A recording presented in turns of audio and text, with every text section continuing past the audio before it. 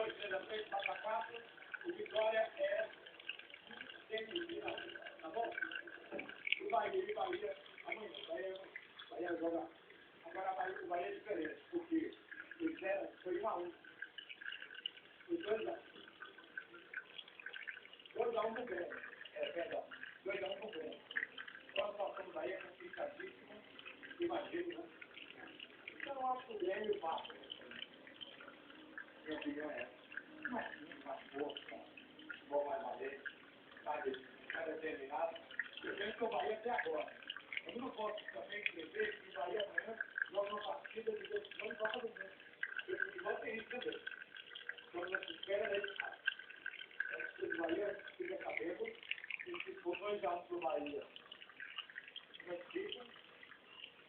Pensa. Já está igual. Então essa situação que vai deixar. Eu peguei aqui uma coisa. E aqui eu consegui uma notícia. É dia aqui, ó. Bahia renova com o lateral Coelho até dezembro, que aqui vai aqui, várias notícias. Aqui a Copa do Brasil. Vai estar aqui o Bahia demitiu o treinador do mundo, que perdeu o campeonato.